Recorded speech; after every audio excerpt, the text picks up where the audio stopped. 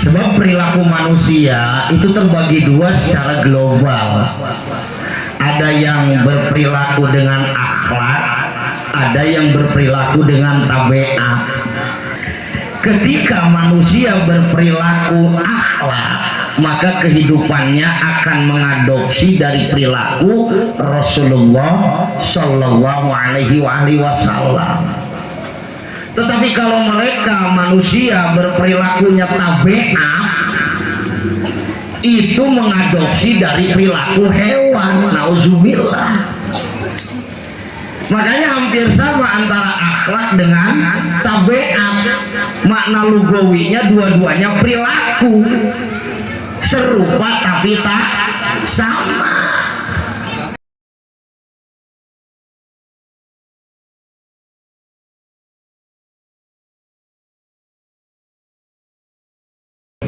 Assalamualaikum warahmatullahi wabarakatuh.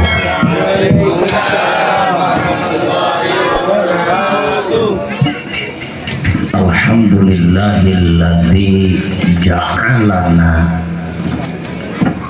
wa faddalana 'anil hayawanat bil imani wat tuqa. Asyhadu an la ilaha illallah wa asyhadu anna Muhammadan abduhu wa rasuluh. Allahumma salli wa sallim ala sayyidina Muhammad wa ala alihi wa ashabihi wa man tabi'ahum ila yaumil qiyamah. Amma ba'du. Ya ibadallah, usi nafsi wa iyyakum bitaqwallah. Ittaqullah faqad fazal muttaqun. A'udzu billahi minasyaitonir rajim. Ya ayuhan nasu ubudu rabbakumul ladzi khalaqakum walladzina min qablikum la'allakum tattaqun. Shadaqallahul aliyyul azim wa ma'na wallahu a'lam bimuradih. Ibu pengatur waktu, penata acara, anu kusim kuring dipihormat. Kunaon ibu pengatur waktu, penata acara, nu panggeulana dipihormat. Sabab anjeunna teh penguasa, Pak. Moal aya nu wantuneun naik ka panggung upami teu diwartosan ku anjeunna. Sahebat-hebatna Bapak ayeuna jadi penceramah teu dipanggil ku anjeunna moal naik pisan. Sanajan kuring biasa-biasa kieu buktina dipanggil ku anjeunna nya kuring nu naek. Mantak panggeulana dipihormat. Ameh engke tiap acara dipanggil wae. Alim ulama tangtos nage ya Allah, guru-guru simkuring asatidah tokoh kepemerintahanana, tokoh masyarakatna, sadaya jamaah nu hadir dina dangat ayeuna. Wabil khusus panginten sahabat simkuring pangersa Ustad Ahmad.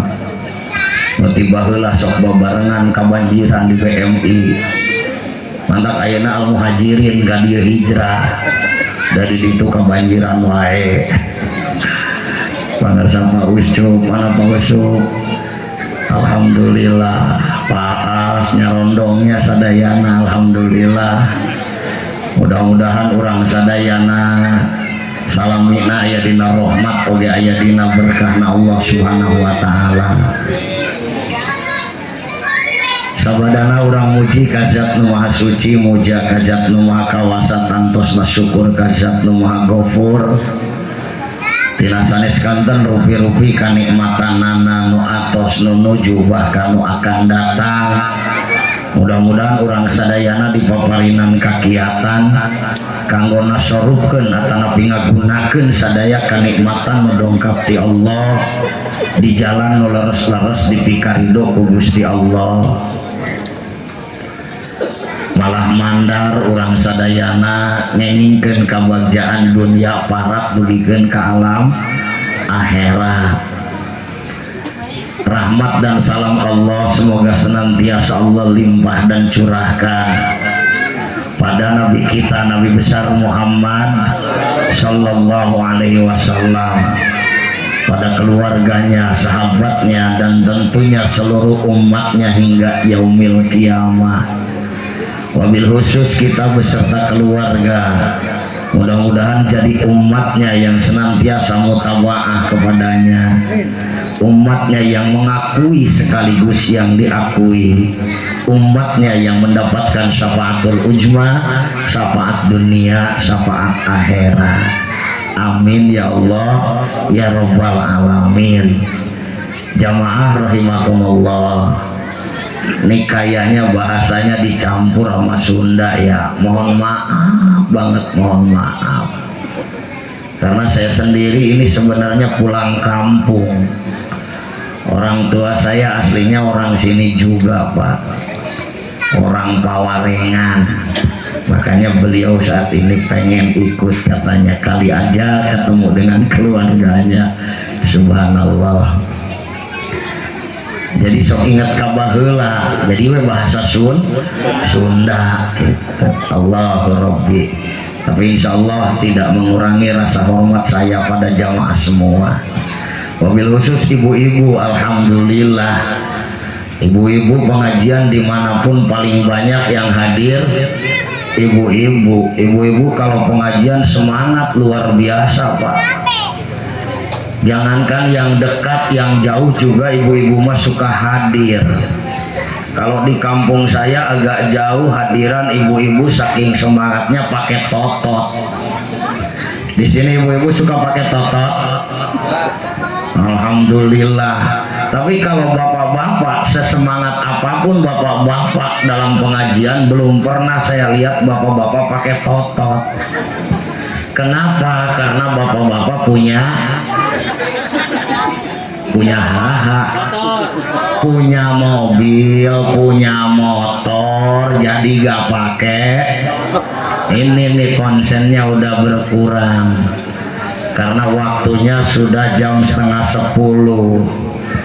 Kalau jam 9:30 malam biasanya pengajian itu suka ada penyakit yang namanya tundu.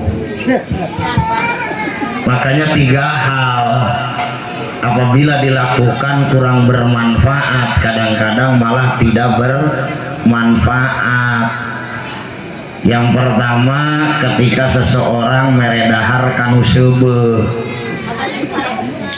Orang kalau udah kenyang dikasih makanan apapun sulit makan Pak, jadi kurang bermanfaat. Yang kedua, ketika kita ngobrol dengan orang yang tunduk, kagak nyambung nanti kalau ngobrol sama orang yang tunduk. Yang ketiga, kalau bapak-bapak maaf, yang ketiga kalau ibu-ibu nikah sama orang yang peluh, wah udah nggak ada manfaatnya sama sekali ya Bu ya. Bu masih semangat Bu? Alhamdulillah, santai aja ya Bu, kayak di pantai. Allahu Rabbi, malam ini kita alhamdulillah Allah kudrat dan irodatkan bisa sama-sama berkumpul dalam rangka memperingati Maulid Nabi. Apa sih intinya memperingati Maulid Nabi? Tuh tertera dalam judul. Mari kita jadikan ajaran-ajaran mulia Rasulullah sebagai pedoman dalam setiap aspek kehidupan. Kenapa ajaran Rasul yang mesti kita jadikan pedoman dalam kehidupan? Karena ketika kita mengikuti ajaran Nabi, insya Allah kita semua berakhlak. Kita semua berakhlak. Sebab perilaku manusia itu terbagi dua secara global. Ada yang berperilaku dengan akhlak, ada yang berperilaku dengan tabiat. Akhlak dan tabiat ini dua-duanya memiliki arti yang sama secara lugawi. Perilaku, perbuatan atau pekerjaan yang ditimbulkan oleh manusia. Ketika manusia berperilaku akhlak, maka kehidupannya akan mengadopsi dari perilaku Rasulullah Shallallahu Alaihi Wasallam.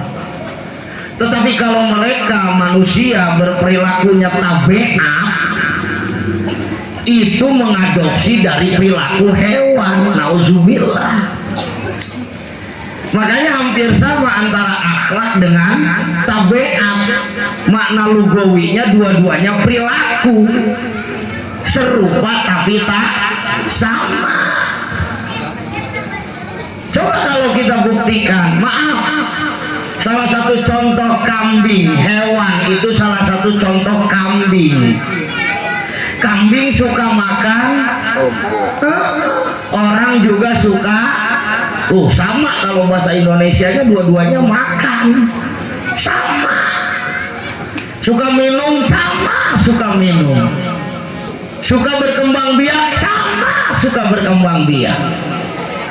Tetapi kalau akhlak punya aturan, kalau tabiat tidak punya aturan, maka ketika kehidupan manusia tidak mengikuti aturan, dia akan jatuh pada perilaku yang disebut tabiat. Perilakunya hewan. Tadi dikatakan manusia makan, hewan pun makan, sama-sama makan. Bedakan tabiat dengan akhlak. Bagaimana kita berakhlak? Ikuti Rasul. Apa kata Rasul? Kullu amrin dibalin la yubda'u bi bismillahirrahmanirrahim bahwa atau au ajdam aili kilatil barakah. Yang artinya bahasa kitanya, ketika sesuatu perilaku kebaikan, insya Allah akan penuh berkah apabila perilaku kebaikan tersebut diawali dengan membacakan basmalah. Ini bedanya. Kambing suka makan tidak bismillah, maka kalau manusia makan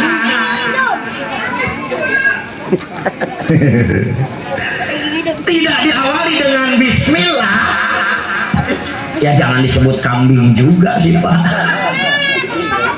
Cuman itu jadi tabe sama. Mau minum juga ya seperti itu. Manusia punya keturunan, hewan pun punya keturunan.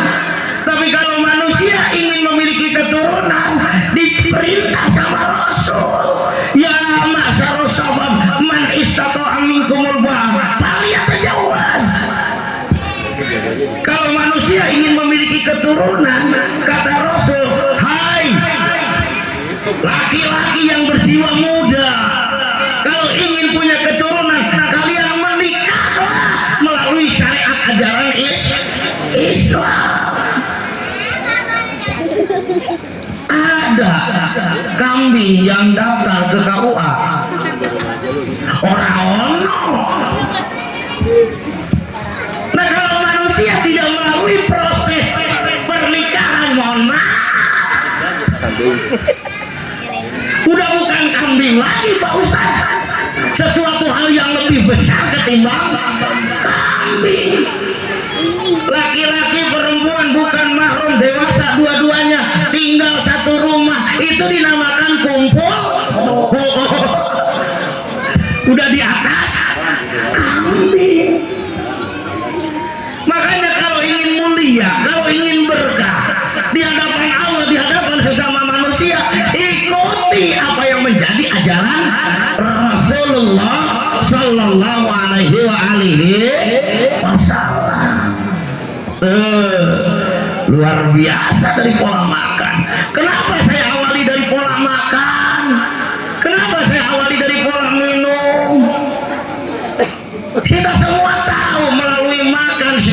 syariat, melalui minum secara syariat, itu akan mengeluarkan energi kekuatan dalam kehidupan kita. Diakui tidak diakui secara syariat, ketika seseorang tidak makan leles. Kadang-kadang nggak kuat buat sholat juga ya Pak ya. Leles, lemas. Nah kalau makan dan minum diawali dengan Bismillahirrahmanirrahim, kemudian apalagi ditambah dengan doa, subhanallah Pak, akan menghasilkan tenaga, yang mana tenaga tersebut menjadi keberkahan. Dan kita tahu apa itu berkah, ziyadatul khair, maka akan mendorong su'aul basirah yang ada di dalam hatinya untuk lebih semangat ibadah. Kenapa kita makan osok, minum osok, tapi ibadah selalu barangkali salah satunya ini yang kita lupakan. Lah kita Bapak kalau udah lapar,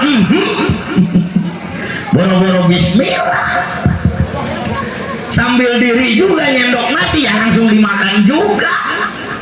Ya udah berperilaku tabiat juga.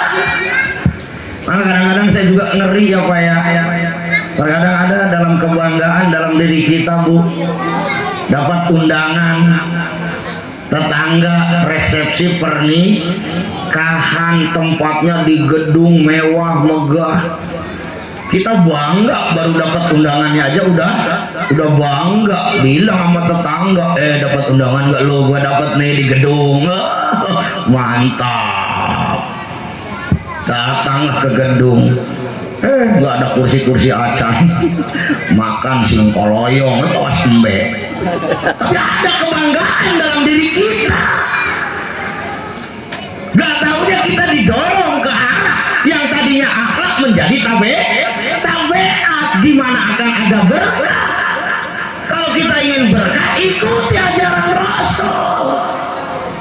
Makan sambil duduk dengan tangan kanan, diawali dengan bismillah, diawali dengan doa, itu ajaran Rasul. Insya Allah su'aul basirah yang ada dalam hati kita. Apa itu su'aul basirah? Cahaya keimanan untuk mendorong semangat ibadah.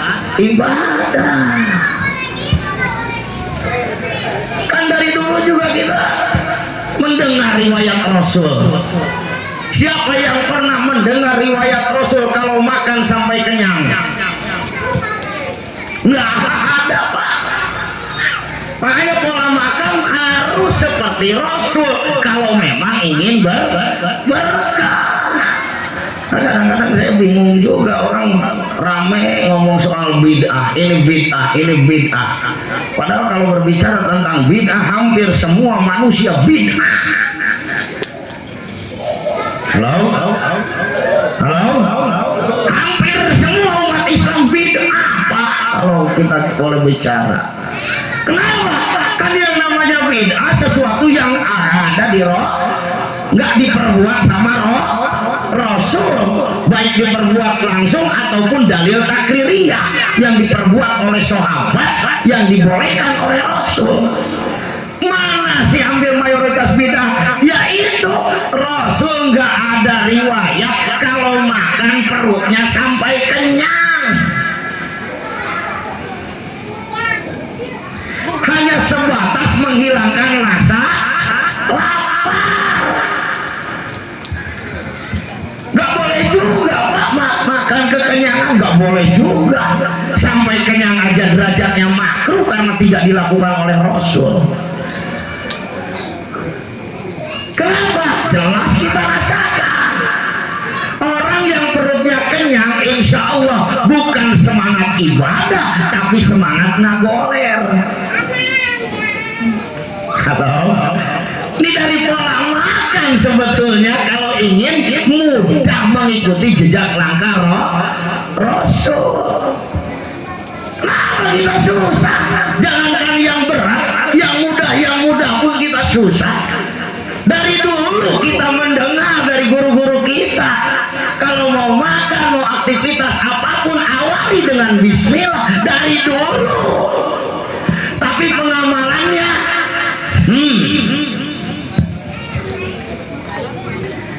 makanya Rasul bersabda, lam yaskur lil qalil walam yaskur lil kasir. Ketika seseorang tak mampu bersyukur dengan yang kecil, maka dia tidak akan sulit, dia akan susah ketika dia bersyukur dengan hal yang besar.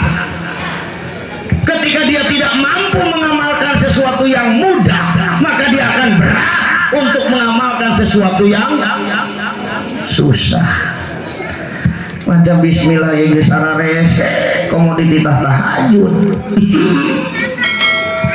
Tapi alhamdulillah jamaah yang hadir mayoritas nih jamaah-jamaah yang suka bangun malam. Betul Bu, betul Bu, suka bangun malam Bu.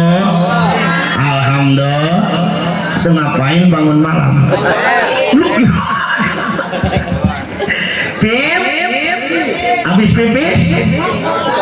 Astagfirullahaladzim, laknatullah alaihim, laknat Allah akan jatuh pada orang-orang yang bangun malam pipis kemudian tidur lagi, itu akan datang laknat Allah. Nauzubillah, masuk akal, masuk akal. Minimal azab Allah untuk orang tersebut diberi penyakit gatal kemaluan. Ya orang habis pipis tidur lagi kagak obe-obe acan.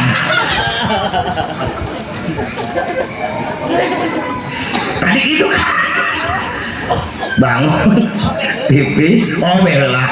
Tadi kan bilangnya bangun pipis tidur lagi. Allah Rabbi, Allah Rabbi. Berat, memang berat. Padahal kita sering berkata, siapapun yang naik ke atas podium, siapapun yang naik ke atas panggung, pengatur waktu, penata acara, ketua panitia, aparatur kepemerintahan, sesepuh memberikan sambutan, termasuk para mubalik memberikan sambutan, selalu diawali dengan bahasa rasa syukur kepada Allah, terutama nikmat yang paling besar, nikmat iman, nikmat nikmat iman, nikmat Islam. Sementara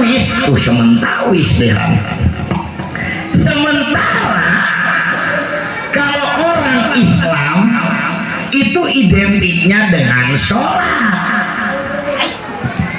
Betul. Orang Islam identiknya dengan sholat. Wong Rasul mau wafat aja amanat pada umatnya, bukan amanat yang lain. Ummati as-sholat, ummati as-sholat. Nggak ada Rasul yang amanat kepada putrinya Fatimah, kebun korma yang di sana ya tolong diwakafkan buat masjid. Enggak, walaupun buat wakaf enggak amanat seperti itu. Ummati as-sholat. Beda kalau orang Islam kayak kita ya Pak ya, mau ninggal itu sama anak bukannya amanat sholat, bukan, ya itu warisan. Nah kayaknya emak gak lama lagi nih penyakit emak udah berasa di sana sini. Nanti tolong ya sawah yang di seberang irigasi itu jangan dijual karena punya orang juga diamanatin ya Bu ya. Subhanallah. Rasul pun bersabda, Abdul ni'mati fis shalah, seutama-utamanya kenikmatan dalam diriku ketika aku sedang melaksanakan sholat. Beda sama kita Pak. Kalau kita mah sudah sholat nikmat, kalau Rasul mah nikmat itu sedang sholat. Kita mah nikmat setelah sholat. Setelah sholat, alhamdulillah udah sholat, perasaan bebas, merasa seolah-olah sholat itu beban yang sangat berat. Padahal sholat identik dengan Islam, dan kita sering menyebut nikmat yang terbesar, nikmat iman, nikmat Islam. Kan kalau sedang nikmat nggak ada yang pengen cepet-cepet ya Pak ya. Malah kalau kita sedang nikmat pengen nambah. Kita makan nikmat nih, makan nikmat ya, pepes pedak, sambal, lalap, putuy ya. Mito haliwat ya semua ditawaran. Nikmat, kalau sedang nikmat seperti itu jelas makan pengen nambah. Pernahkah kita rasakan saking nikmatnya sholat kita pengen nambah sholat?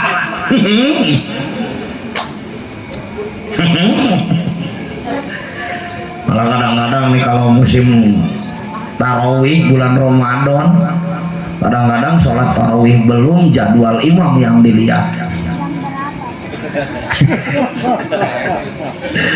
Jadwal imam yang dilihat. Pas kalau imamnya yang super cepat, nah ini mantap. Jadwal imamnya yang pelan, majunya loyo, pindah musola. Allah Rabbi, katanya nikmat. Allah Rabbi, ayo Pak, ayo, yuk. Ini akhlak manusia itu sebetulnya miniaturnya ada dalam sholat sebetulnya. Maka Rasul ketika meninggal dia mengamanatkan sama umatnya itu tentang sholat. Bapak, Ibu, yuk kita periksa kehidupan kita. Jangan 10 tahun, 20 tahun, 1 bulan, 1 minggu, sehari semalam aja Pak. Sehari semalam aktivitas apa yang terbaik yang kita lakukan ketika kita sedang sholat? Aktivitas apa yang kita lakukan yang terbaik selama 24 jam? Itu yang terbaik itu adalah sholat Pak. Di luar sholat mayoritas hancur Pak. Sholat sering disebutkan ibadah nomor 2 karena melihat urutan dari rukun Islam, padahal secara kenyataannya juga memang nomor 2. Yang nomor 1 apa? Ibadah nomor 1 itu adalah tholabul ilmi. Ibadah nomor 1 adalah tholabul ilmi. Dari mana dasarnya? Sholat nggak diperintah kalau seseorang belum usia balik. Sebelum usia balik, siapapun manusia tidak sholat tidak dosa, tidak puasa tidak dosa, tidak ibadah haji tidak dosa walau sudah diberikan kemampuan. Kalau belum balik, karena ada taklif agama menuntut seseorang untuk melaksanakan perintah Allah, meninggalkan hal yang dilarang oleh Allah, itu mayoritas setelah usia balik. Hanya tholabul ilmi yang diperintahkan sejak dini, dari sejak lahir sudah diperintahkan. Hukumnya fardu ain, hukumnya wajib. Berarti kalau kita meninggalkan tholabul ilmi, kita dosa. Semakin banyak orang dosa, semakin gelap hati, qaswatul qulub, bahkan terkadang lebih keras ketimbang batu, asadu qaswah minal hajar. Dan anehnya mayoritas umat Islam Pak, Bu, ketika seseorang meninggalkan sholat itu berasa banget dosanya. Insya Allah orang-orang yang hadir termasuk yang ngomong aktivitas, siang hari kerja ke sana kemari, malam hari baru pulang ke rumah, umpamanya belum sholat isya, selelah apapun gak berani ninggalin sholat isya, walaupun dilaksanakan secara ala kadarnya, pabelit jeung huai-huai acan. Allah ayamnya segala bersolat Allahu Rabbi, gak berani karena sadar diri bahwa meninggalkan sholat yang 5 waktu walaupun salah satunya sadar diri itu perbuatan salah, itu perbuatan dosa, sehingga sekuat tenaga dia melakukannya. Tapi kadang-kadang urusan pengajian, kadang-kadang urusan pengajian rutin malam di dia, malam Jumat, pengajian rutin malam Jumat. Kalau udah malas ya malas aja nggak pergi, padahal di rumah sedang nggak ada aktivitas, badan sehat, cuaca baik. Kalau udah mulasnya mulas di imam aja dong. Merasa dosa tidak? Mayoritas tidak merasa dosa, padahal dia telah meninggalkan kewajiban. Mohon maaf, sampai kapanpun sholat kita, puasa kita, ibadah haji kita moal benar lamun urang teu ngaji. Sholatnya jadi bekal neraka, puasanya jadi bekal neraka, ibadah hajinya jadi bekal untuk masuk neraka. Kalau dia tidak mengaji, kalau dia tidak mempelajari ilmunya. Toh semuanya tahu ibadah apapun mardudatun latuk balu, tanpa disertai ilmunya ibadahnya ditolak sama Allah, tidak akan diterima. Halo, cempling.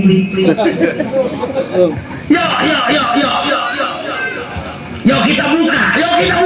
Maaf, rajanya ibadah setelah mencari ilmu itu memang jelas sholat. Rajanya sholat adalah sholat subuh. Alhamdulillah aya keneh nu ngajawab. Rajanya sholat itu sholat Jumat. Gak apa-apa, rajanya sholat yang 5 waktu itu subuh, termasuk sholat wusta. Allahu Rabbi. Sholat Jumat secara keilmuan tadi dikatakan orang melaksanakan ibadah apapun tanpa ilmu mardudatun latuk balu. Siapapun kita, ibadah apapun, tentu ingin ibadah kita diterima, ibadah kita mendapat pahala. Tahu nggak langkah-langkah untuk menuju ke arah sana? Itu ada 3 langkah, Pak. Itu ada 3 langkah, Bu. Yang pertama, penuhi syarat sah ibadah. Yang kedua, penuhi syarat makbul ibadah agar ibadah kita diterima. Yang ketiga, penuhi syarat ma'jur ibadah agar ibadah kita mendapat pahala dari Allah. Udah berapa masalah yang kita tahu tentang itu? Halo?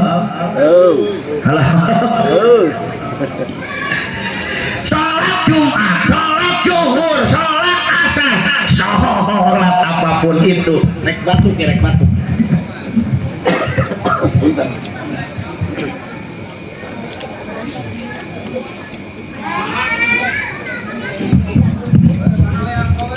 Itu harus memenuhi syarat sah. Kalau syarat sah tidak terpenuhi, ya tidak sah.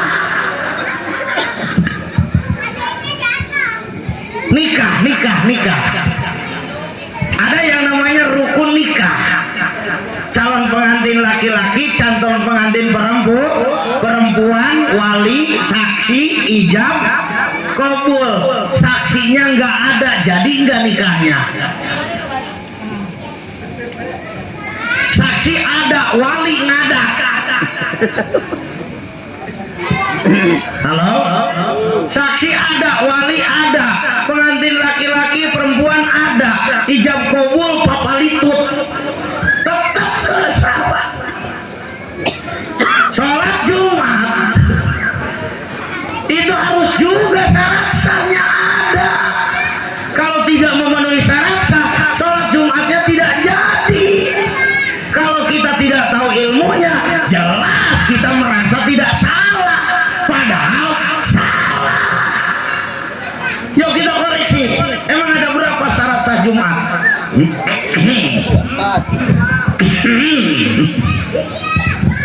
Dalam sholat Jumat ada syarat sah Jumat, ada rukun Jumat, ada syarat khotib, ada rukun khutbah. Udah berapa yang hafal? Ini mah kisi-kisi aja ya. Nanti ngaji lagi lah sama Pak Ustadz. Insya Allah nanti sama Pak Ustadz dibahas. Kalau kita tidak tahu syaratnya, jelas tidak akan sah. Ya Allah, Robbi. Syarat sholat Jumat ada 6. Rukun Jumat ada 2. Syarat sah khutbah ada 10. Sebenarnya jinu apal. Nah ini yang paling banyak sholat Jumat itu, terutama mohon maaf ya para pemuda, ya Allah Robbi. Kadang-kadang khotib di dalam masjid udah khutbah, pemuda di luar masih ngobrol beri kiwe udun, pelenyun. Para pemuda yang usianya ya rata-rata 55, 60. Awas, rukun khutbah, rukun apa? Rukun Jumat itu khutbah sama sholat Jumat. Kalau kita tidak mengikuti khutbah Jumat, kita tertinggal rukun Jumat. Walaupun kita ikut sholat Jumat, itu tidak dipandang sholat Jumat, karena sholat Jumatnya tidak sah, meninggalkan salah satu rukun Jumat. Kalau terjadi seperti itu, i'adah, diulang dengan sholat zuhur. Itu pun kalau ada halangan, benar-benar ada halangan, bukan karena malas-malasan. Kalau malas-malasan, dosa besar. Kenapa saya ambil contoh Jumat Raja? Kalau kita sama raja sudah menyepelekan, apalagi sama yang lainnya. Ayo koreksi deh Pak. Dina sholat, nah ayo nu disebut syarat sah sholat. Itu harus hafal, ada berapa syarat sah sholat. Di dalam syarat sah sholat ada rukun sholat. Di dalam syarat sah sholat ada hal-hal yang membatalkan sholat. Syarat sah sholat, suci hadas kecil, hadas besar. Hadas kecil sesuatu yang mewajibkan wudhu, fardunya wudhu ada, yang membatalkan wudhu ada. Orang tidak punya wudhu, berapa macam yang diharamkan ibadah, berapa syarat sah wudhu, ya.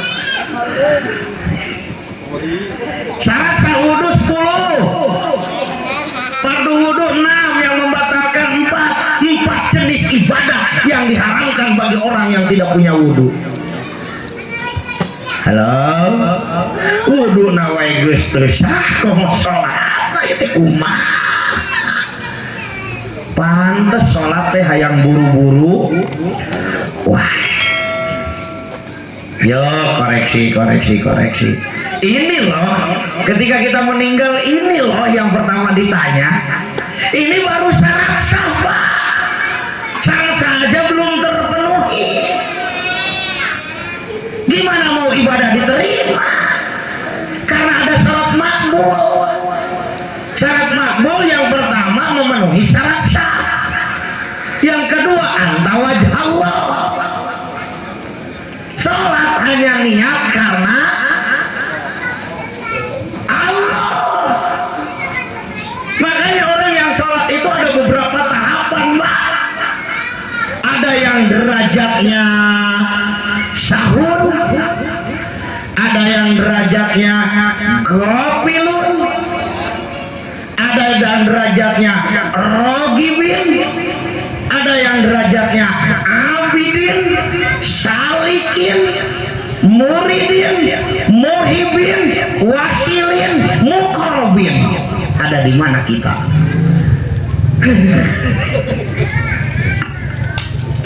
Kan bae mah kisi-kisi we. Kisi-kisi supaya ulah eureun ngaji, Pak. Teu ngaji mah geuning ripuhnya. Ripuh teu ngaji mah ngomong ana surga.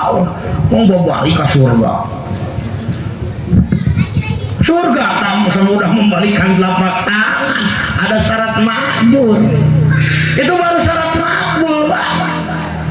Anta wajah Allah. Jangan sampai ibu rajin puasa.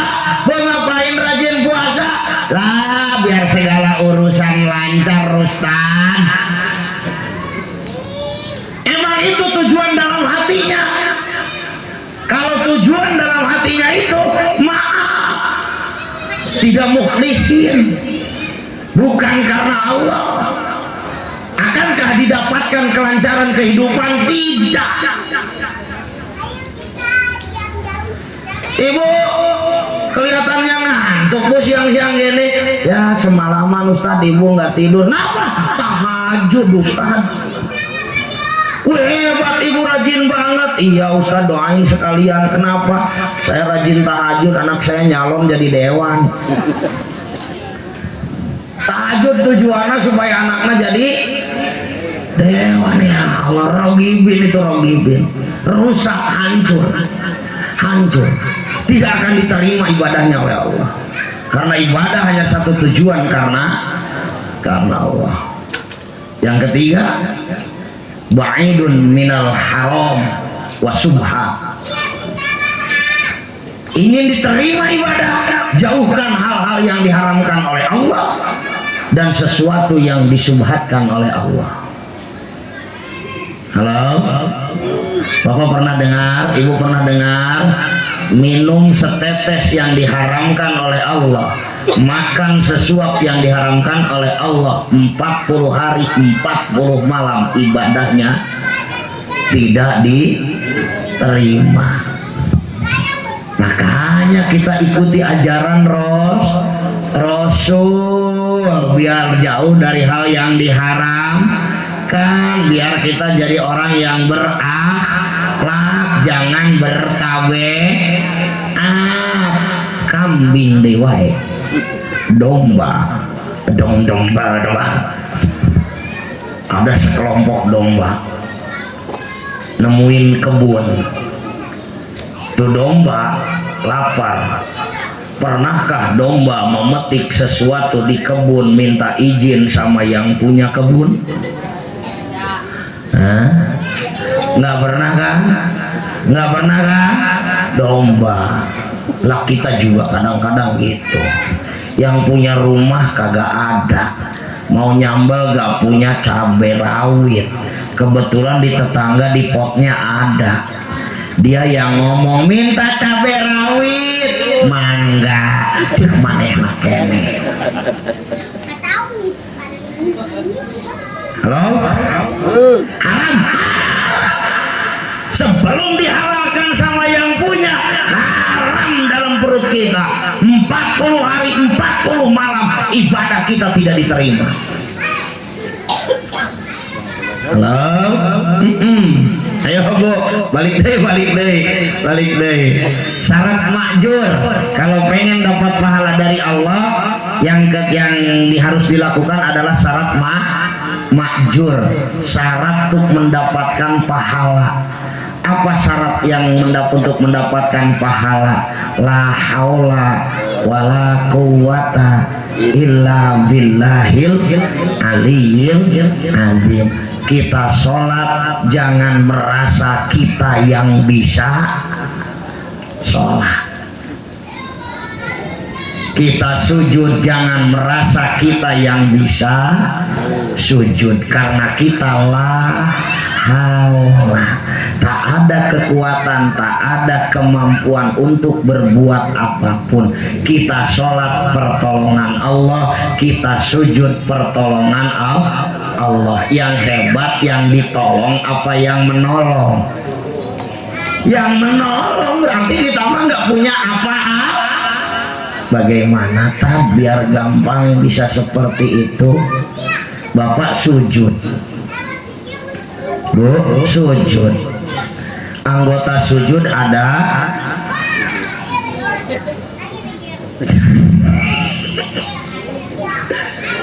Anggota sujud ada.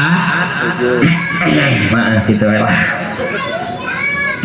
Salah satu anggota sujud itu jabhatun, tarang. Bapak sujud, si tarang kudu antol karena sajadah, itu salah satu syarat sujud. Ari bapak, ari ibu, maaf bapak ibu bisa nggak membuat, oh ini bahasa Indonesia nanti jidat.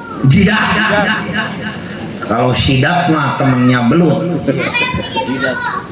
Bapak merasa diri bisa sujud. Alat sujud diantaranya adalah jidat. Tanya diri kita, mampukah kita membuat jidat?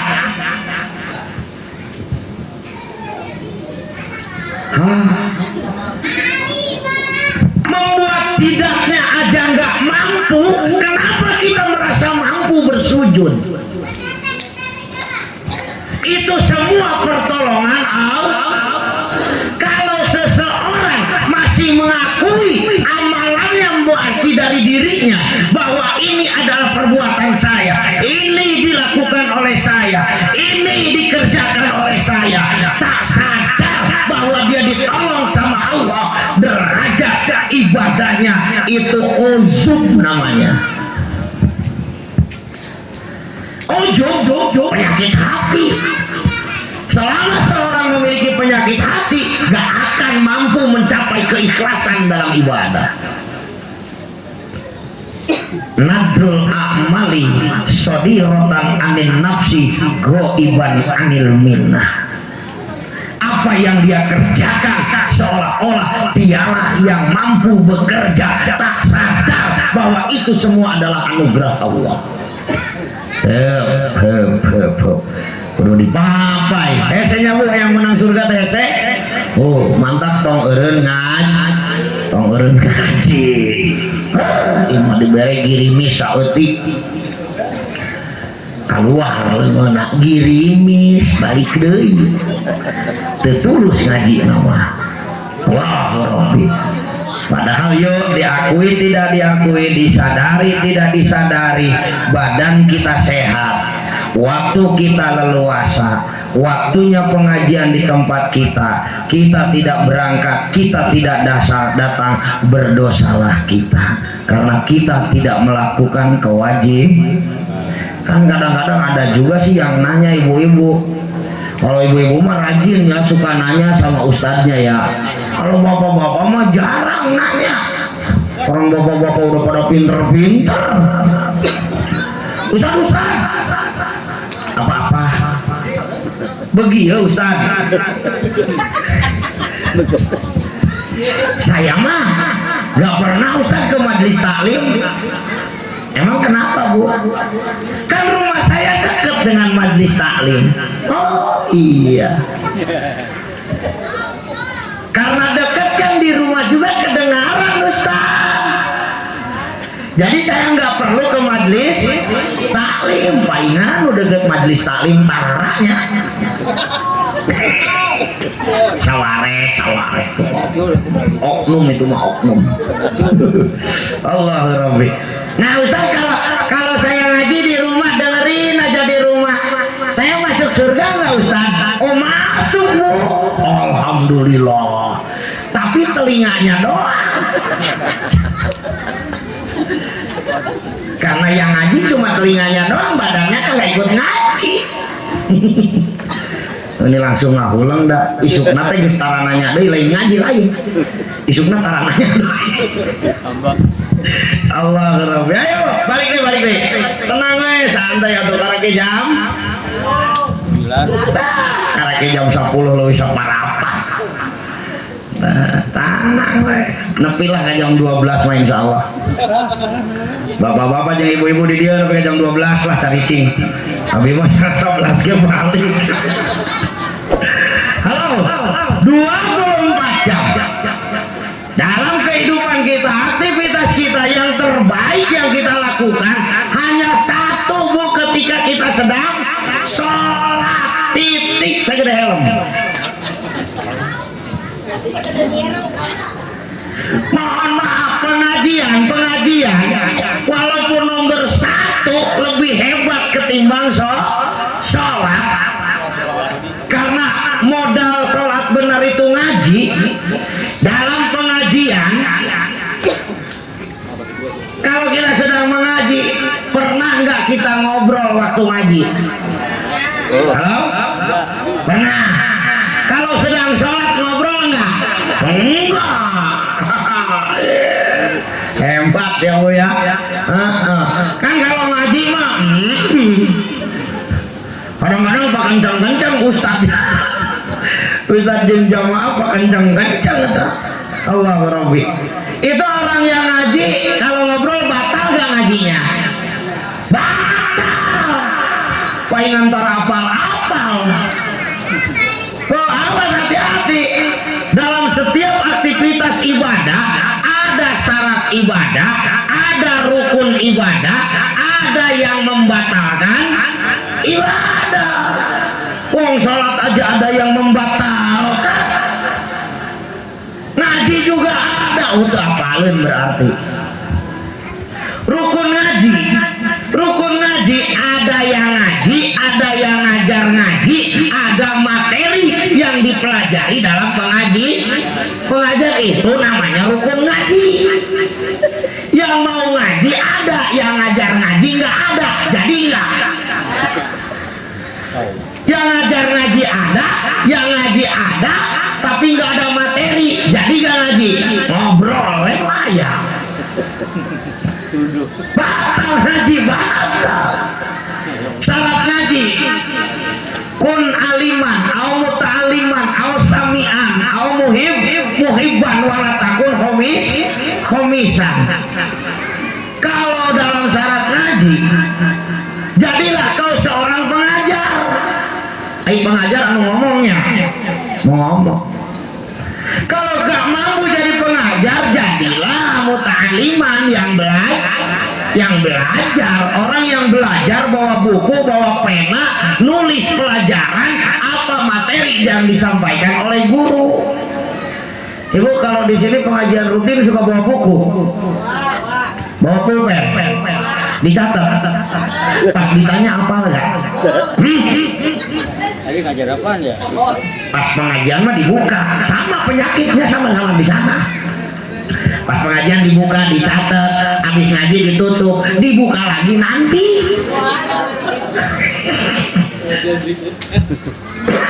Pengajian berikut, ya kadang-kadang di rumah juga dibuka ya Bu ya. Dibuka. Kenapa dibuka? Karena tasnya penuh dengan semut. Ternyata ada lupa papais di jero can di dahar. Geus dilupoe. Ampun. Gimana rek apal atuh da euy ampun. Ausamian atau yang mendengar, mayoritas jadi pendengar. Berarti lamun ngobrol batal tuh ngajina. Batal. Orang tugasnya mendengarkan, kalau milu ngomong. Halo? Lamun sare ngajina batal tuh. Batal dateng ngadengekeun. Alhamdulillah Ustaz. Kalau Ustaz yang ngajar, waktu tuh nggak berasa. Tidur. Tahu-tahu udah selesai aja. Dati mimiti diuk nepi ka anggeus. Allahu Akbar. Balik deh.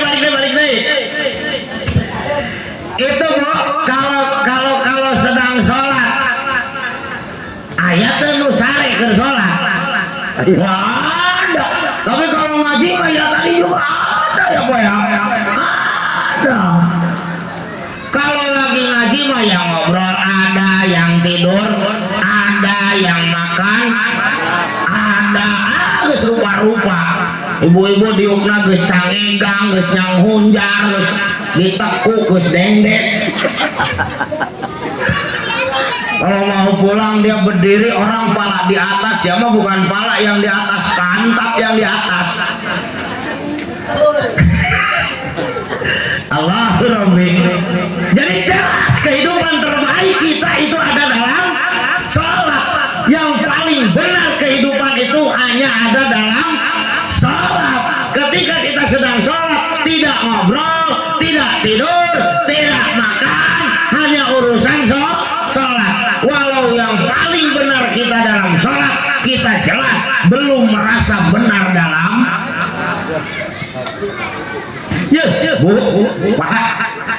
Yang paling benar dalam kehidupan kita aja belum benar, apalagi sok bayangkan mana bener na urang.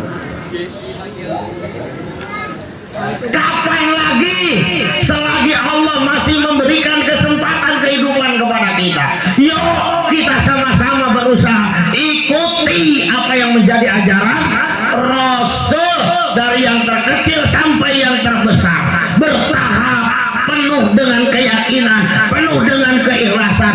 Insya Allah akan tercapai derajat kemuliaan di hadapan Allah Subhanahu wa Ta'ala. Ulah ukur asal-asalan, hadir pada era jadi RT,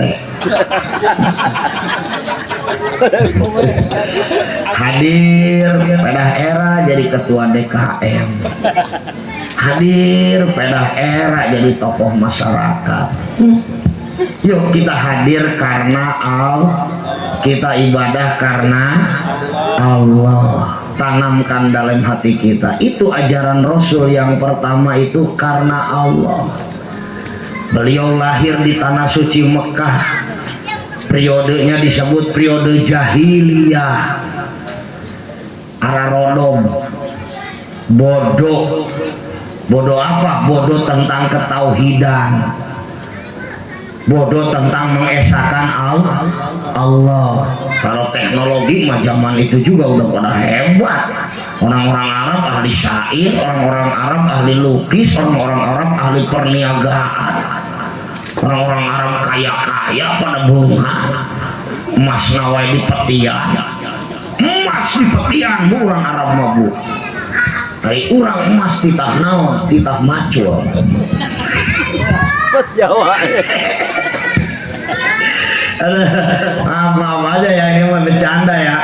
Kalau orang Jawa janganlah nikah sama orang Sumatera, jangan. Ini adalah wah bahaya Pak. Kenapa bahaya? Lah iya, kalau dia tinggal di Jawa berharga, dia emas. Kalau ke Sumatera dia jadi tulang. Ini mah canda ya Pak ya. Canda zaman ayeuna nama ngomong seketika bahaya. Viral wae. Allah Rabbi, Allah Rabbi. Allah Rabbi. Jamaah rahimakumullah. Yuk, selagi Allah memberi kesempatan kehidupan kita, kita usahakan kita untuk hidup lebih baik, ikuti apa yang menjadi ajaran Rasul. Kita akan tahu apa yang menjadi ajaran Rasul itu ada di dalam pengajian. Karena pengajian yang terbaik, mohon maaf Bu, Pak, pengajian yang terbaik bukan acara-acara seperti ini. Pengajian terbaik itu adalah pengajian rutin. Kalau pengajian seperti ini Bapak nggak ngerti, Ibu nggak ngerti, nggak pernah ada yang nanya, Ustaz, nanya dong. Tapi kalau pengajian rutin, insya Allah kita nggak ngerti, kita bisa nanya langsung sama guru kita. Makanya guru kita hebat-hebat, ikhlas-ikhlas, luar biasa. Maksud aya nu keseleun aya peringatan kiai, ya peringatan kiai ngundang di mana-mana cenah kieu. Ai bagian tahlil ai. Allah Rabbi. Hati-hati ayo. Ayo, mutabaah pada Sul, ikuti jejak langkah Rasul. Ayo, dengan apa? Memperbaiki kehidupan kita, terutama dalam sholat. Sholat kita baik, insya Allah yang lainnya pun baik. Halo? Kan kita dengar ya Bu ya dari guru-guru kita, yang pertama dihisab itu urusan sholat. Ketika sholatnya baik, yang lain dianggap baik.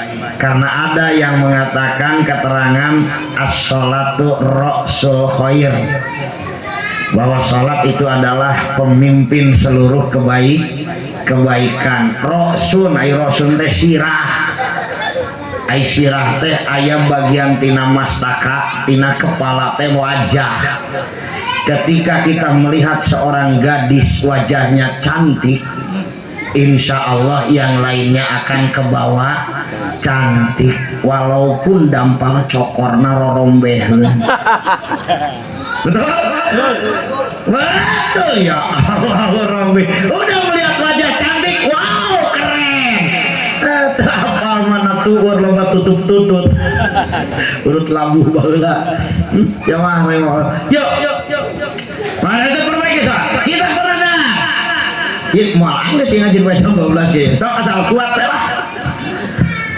Kita berada ketika kita sedang sholat, pakailah pakaian yang terbaik. Pakailah pakaian yang terbaik. Kita diundang sama Allah melalui azan, undangan yang paling sempurna. Allahumma rabb hadhihi da'wati tammah.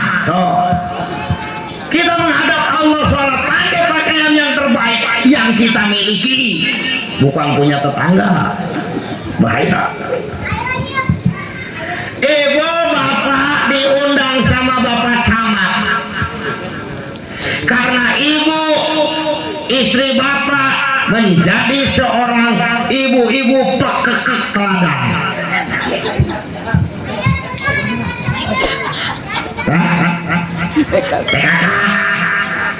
PKK teladan diundang sama Pak Camat, diharap datang beserta pasangannya.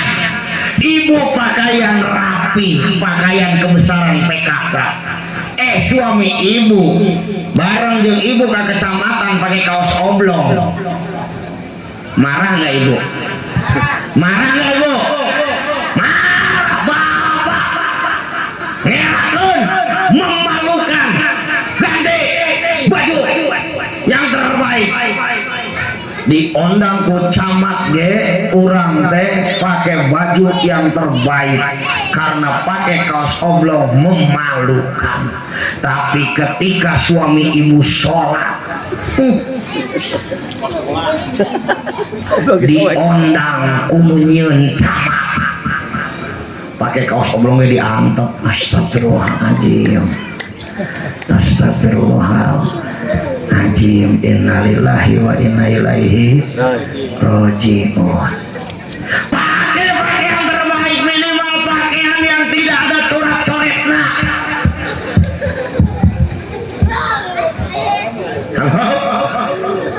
Minimal jangan pakai baju yang ada tulisannya, pakai baju yang polos. Karena kalau pakai baju ada tulisan itu mengganggu orang lain yang ada di belakang kita. Tanya ke bapak-bapak mun sholat, Allahu Akbar, batur maca Fatihah, ieu maca Atlas. Wadi mor, gajah duduk, gajah bengkak, gajah ngalahirkeun, ai pas tungtungna sukuna jebroga gajah. Allah Rabbi, makanya tuh awas, ini legeng gerage kamu BHS apa di kelebet. Diharap tuh sehingga urang diharap tuh, diharap kalau dibaca ku batur atau tupan. Halo, tuh budak ke masjid pakai kaos Persib atuh. Allahu Akbar, Persib nu aing. Batur maca Fatihah, ayo maca Persib nu aing. kalau beki edan gak ditunat teh hidup matiku untuk Persib. Astagfirullahaladzim, teman-teman teuing hirup Allah Rabbi. Minimal pakai pakaian yang maaf Bu, bukan pakaian saja maknanya di sana sebetulnya. Mohon maaf Pak, bukan pakaian saja makna yang arti sesungguhnya. Apa yang kita pakai ketika kita sedang sholat, maka pakailah, gunakanlah yang terbaik yang ada dalam diri kita. Ibu lagi sholat suka baca Fatihah, di luar sholat juga suka baca Fatihah, maka bacaan Fatihah yang terbaiklah yang dipakai ketika sedang sholat. Aikir tahlilan alhamdulillahi rabbil alamin arrahmanirrahim maliki yaumiddin. Aikir sholat alhamdulillah rabbil alamin.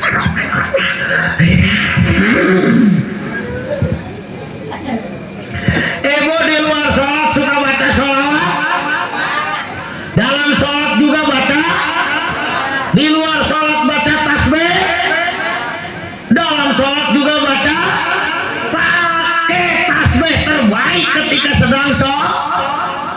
Di luar sholat mereka subhanallah walhamdulillah. Aikir sholat kata jelema sujud maca tasbih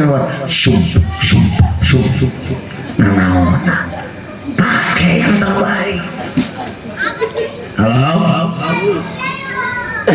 itu yang terbaik dalam kehidupan kita adalah sholat. Walau kita merasa sholat kita belum baik, maka dari itu yuk kita perbaiki sholat kita agar yang lainnya ikut jadi baik. Ini saja barangkali yang disampaikan pada malam ini. Mudah-mudahan Allah memberikan manfaat. Lebih kurangnya mohon maaf. Bila ada jarum yang patah, tolong simpan di dalam laci. Bila ada kata-kata yang salah, tolong jangan sampai lapor ke Bapak polisi. Wassalamualaikum warahmatullahi wabarakatuh. Dewi. Assalamualaikum warahmatullahi wabarakatuh. Allahumma sholli ala sayyidina wa habibina wa syafi'ina wa karimina wa maulana Muhammad wa sallim wa radiyallahu tabaraka wa ta'ala an kulli sadatina ashabi rasulillahi ajma'in. Amin ya Allah ya rabbal alamin. Alhamdulillahi rabbil alamin. Hamda yuwafi ni'amahu wa yukafi majidah.